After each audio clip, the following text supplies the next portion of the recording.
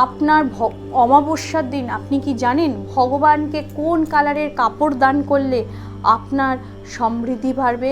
অমাবস্যার দিন যদি যে কোনো ভগবান বা মূর্তি, মায়ের মূর্তি বা শিব বাবার মূর্তি, যেই মন্দিরেই যান না কেন,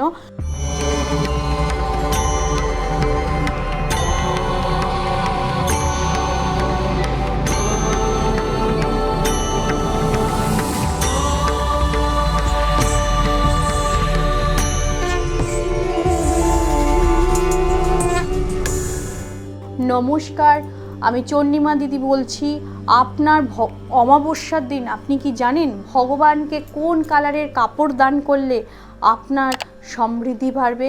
অমাবস্যার দিন যদি যে কোনো ভগবান বা মূর্তি, মায়ের মূর্তি বা শিব বাবার মূর্তি, যেই মন্দিরেই যান না কেন, যদি ভগবানকে আপনি কালো এবং নীল রঙের বস্ত্র ধারণ করান বা তাকে দান করেন, তাহলে কিন্তু আপনার সফলতা বাড়বে। কিন্তু এই কালো আর নীলটা কিন্তু একমাত্র আপনি অমাবস্যার মধ্যেই ভগবানকে দান করতে পারেন।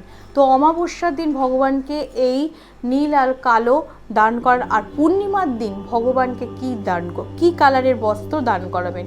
হালকা ক্রিম কালারের, যে সাদা কালারের বস্ত্র, ক্রিম মানে আমরা ওটাকে বলা হয় মাখন কালার। ওই মাখন কালার যদি আমি ভগবানকে দান করি পূর্ণিমা তিথিতে, তাহলে আমার সাড়ে সাতি যোগ, কোনো গ্রহের যোগ এবং কোনো যদি শত্রুর যোগ থেকে থাকে সেগুলো কেটে যায়। তো ভগবানকে পূর্ণিমার দিন মাখন কালারের কাপড় দান করলে আপনার সংসারেও সমৃদ্ধি বাড়বে, আপনার স্বামীর আয় বৃদ্ধি পারবে, সন্তানের আয় বৃদ্ধি পারবে। তা পূর্ণিমার দিন ভগবানকে মাখন কালারের কাপড় দান করা ভালো। একাদশীর দিন আপনি ভগবানকে কি কাপড় দান করবেন? একাদশীর দিন ভগবানকে আপনি লাল কাপড় বস্ত্র তাকে দান করুন বা তাকে দিন, তাকে পরিয়ে দিন। তাহলে দেখবেন আপনার একাদশীর দিন যদি আপনার করে, তাহলে গৃহস্থে যারা রোগনতে ভুগছে, বিভিন্ন বড় বড় টেনশানে ভুগছে, তাহলে গৃহস্থের মঙ্গল হবে। আর যদি মনে করেন যে একাদশীর দিন লাল রঙের বস্ত্র, তার সাথে কিন্তু হলুদ দিতে পারেন, হলুদ বস্ত্রও তাকে দিতে পারেন। তাহলে একাদশীর দিন কি লাল আর হলুদ, পূর্ণিমার দিন হচ্ছে আপনার মাখন কালার, আর অমাবস্যার দিন হচ্ছে কালো নীল।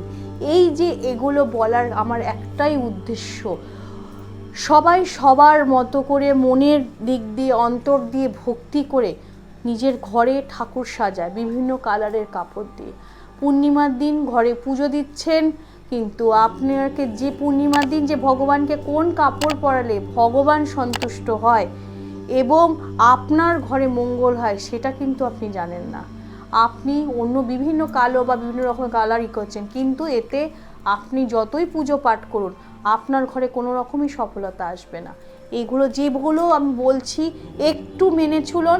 এগুলো আমার বলার কারণ আপনাদের পরিবার যাতে ভালো থাকে, অভাব অনাটন যাতে বুঝতে না পারে এবং দারিদ্রতায় যাতে না ভোগে, এবং আপনার সন্তানদের যাতে কেরিয়ারে সফলতা হয়, সন্তান যাতে ভালো থাকে, আপনারাও যাতে সুস্থ থাকেন, ভালো থাকেন, ভালোভাবে জীবনযাপন করতে পারেন। তাই আজকে আমি একদম ঘরোয়া টোটকা, ঘরোয়া পদ্ধতিতে আপনাদের বলছি।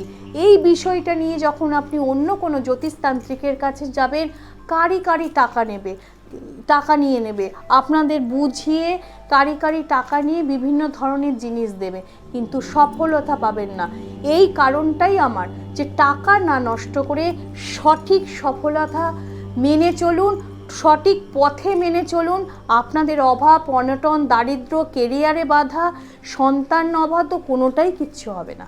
তাই আজকে এতটা ঘরোয়া টোটকা আমি আজ খুলে আপনাদের কাছে বলার চেষ্টা করছি। আপনারা মন দিয়ে টোটকাগুলো একটু শুনবেন, এইভাবে আপনারা চলা শুরু করুন, দেখবেন আপনাদের চলার পথে কোনোদিনই বাধা আসবে না। নমস্কার, ভালো থাকবেন, সুস্থ থাকবেন।